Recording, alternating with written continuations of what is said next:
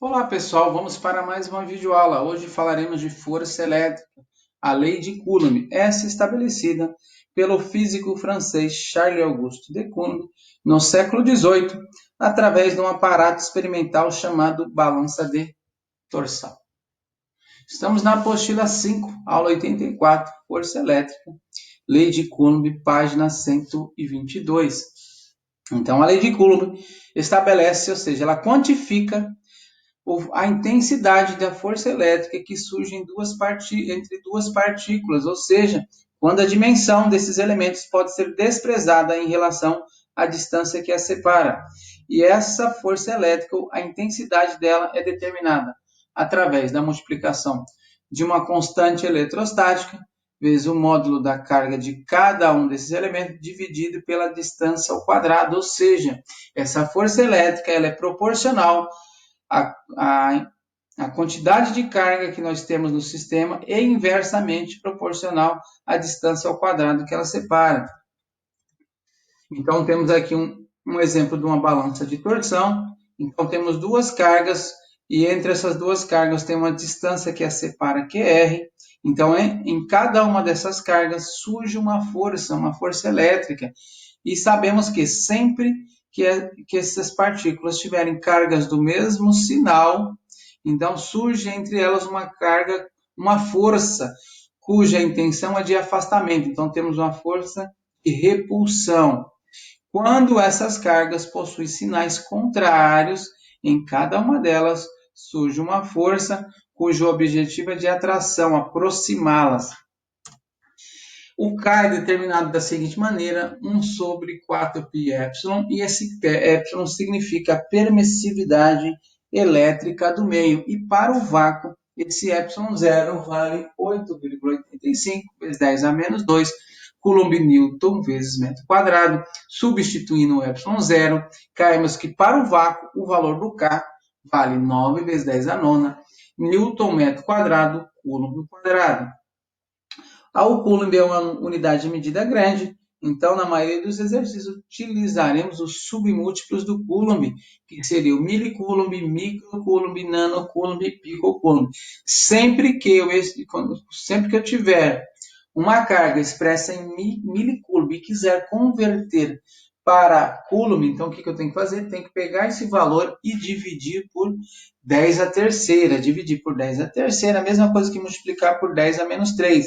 A mesma coisa para o microcoulomb, nanocoulomb e picocoulomb. Se eu tenho um valor da carga expressa em picocoulomb, então eu multiplico esse valor por 10 elevado a menos 12 para transformar de picocoulomb para coulomb.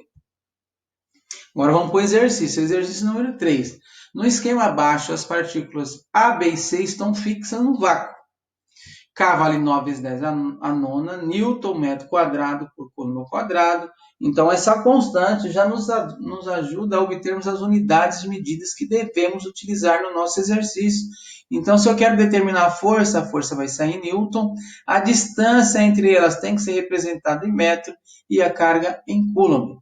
Aí vamos lá, sendo QA menos 2 microcoulomb, QB 8 microcoulomb e QC 4 microcoulomb, determine a resultante das forças elétricas que atuam na partícula B. Então, na partícula B vão surgir forças devido à interação da partícula B com a carga A e também com a carga C. Verificamos que a carga A tem carga negativa, a carga de B é positiva, então em B surge uma força cuja a intenção é aproximar B de A. Então, surge uma força no B de direção horizontal e sentido para a esquerda, devido à carga A. Devido à carga C e carga B são cargas positivas. Então, surge em B uma carga de direção horizontal e sentido para a esquerda, ou seja, essa força que surge, a intenção é de afastar de C, porque elas possuem o mesmo sinal. Representando aqui as forças, então temos a força elétrica responsável por C e a força elétrica responsável pela interação de A com B. Quem que é a força resultante? Lembrando que força elétrica é uma grandeza vetorial, então temos que somar vetorialmente. No entanto, como essas duas forças têm a mesma direção e mesmo sentido, basta somarmos os módulos de cada uma delas. Então, a força elétrica resultante em B é a força elétrica devido a A mais a força elétrica devido a C. Quem que é a força elétrica devido a A? Agora vamos utilizar a lei de Coulomb.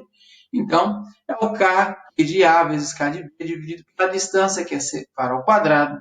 A mesma coisa em relação à carga C. Vamos substituir os valores, lembrando que a carga foi dada em microcoulomb e eu tenho que utilizar em coulomb para que minha força saia em newton. Para transformar de microcoulomb para coulomb, preciso multiplicar esse menos 2 por 10 elevado a menos 6. Assim para todos os outros elementos, tudo bem? Para 8 microcoulomb e 4 microcoulomb. E também a minha distância está dada em centímetro, tenho que transformar para metro, de centímetro para metro. É só multiplicar o 2 e o 4 por 10 elevado a menos 2, que é a mesma coisa que eu tivesse dividido por 100. Substituindo os valores, então ficamos com 9 vezes 10 a nona, vezes 2 vezes 10 a menos 6, aqui está a conversão. 8 vezes 10 a menos 6, aqui está a conversão de microcoulomb para coulomb, dividido pelo quadrado das distâncias que a separam.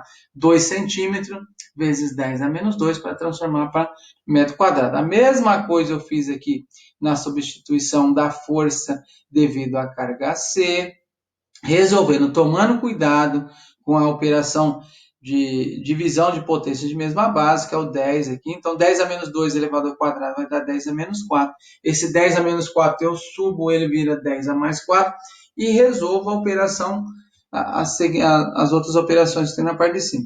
Se fizer todas essas operações de uma maneira correta, chegaremos numa força de 540 newtons. Exercício 5.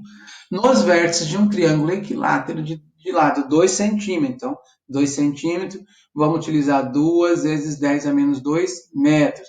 Foram fixadas cargas elétricas pontiformes, QA, QB e QC de 4 milicoulomb. Então, para transformar de milicoulomb para coulomb, precisamos multiplicar esse 4 por 10 elevado a menos 3.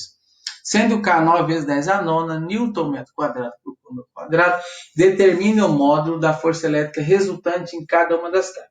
Então, nós temos 3 cargas que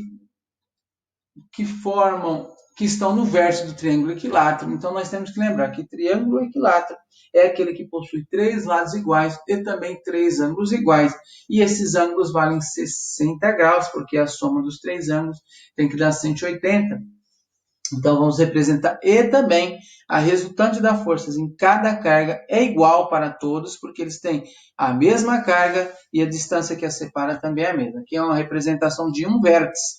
Então, em uma carga que esteja um vértice, todas têm carga do mesmo sinal, então surge força de repulsão e o ângulo que separa essas cargas, essas forças é 60 graus devido ao ângulo interno. Se nós imaginarmos para cá, ó, o nosso triângulo aqui, ó, com as 3 cargas, então sei que esse ângulo aqui, ó, ele é um ângulo oposto pelo vértice do nosso triângulo. Se o ângulo aqui, ó, desse vértice, desse triângulo é 60 graus, então esse ângulo aqui também terá 60 graus, tudo bem? Agora, o que nós vamos fazer? A resultante da força que atua nessa carga, esquematizei aqui, agora vamos somar vetorialmente. Para isso, utilizaremos a regra do paralelogramo, tudo bem? Então, a regra do paralelogramo nos informa que a resultante ao quadrado é igual a f ao quadrado mais f ao quadrado mais 2 vezes o f vezes o cosseno do ângulo que separa essas duas forças. Então, substituímos aqui. Cosseno de 60 graus é meio. Então, meio, 2 vezes meio dá 1. F vezes F deu F ao quadrado. F ao quadrado mais F ao quadrado mais F ao quadrado. Minha força resultante é igual a 3F ao quadrado. Então, minha força resultante é igual a F raiz de 3. Mas como determino F? Agora vamos utilizar a lei de Coulomb. Então, meu F é K, módulo de Q vezes módulo de Q dividido pela distância ao quadrado, que é separar essas cargas ao quadrado. As cargas têm o mesmo modo, têm a mesma carga, então coloquei só Q vezes Q ao quadrado, substituindo 9 vezes 10 a nona, o nosso Q é 4 milicoulomb, multipliquei por 10 a menos 3 para transformar para coulomb. Qual o objetivo? Para que a unidade de medida da força saia em Newton, vezes raiz de 3 dividido pela distância ao quadrado. 2 centímetros é a mesma coisa que 2 vezes 10 a menos 2 metros ao quadrado. Fazendo essa operação, elevando a primeira potência, aqui, ó, 2 a segunda é 4, 10 a menos 2 a segunda vai dar 10 elevado a menos 4. Esse 10 a menos 4 sobe 10 a mais 4 e faz a operação com essa potência aqui. 10 a menos 3 ao quadrado vai dar 10 a menos 6. Então, eu teria uma multiplicação 10 a nona vezes 10 a menos 6 vezes 10 a quarta, tudo bem? Fazendo toda essa operação, devemos cair num valor de força resultante de 3,6 raiz de 3 vezes 10 oitava newtons. Pessoal, encerramos nossa aula 84. Até nossa videoconferência e um grande abraço.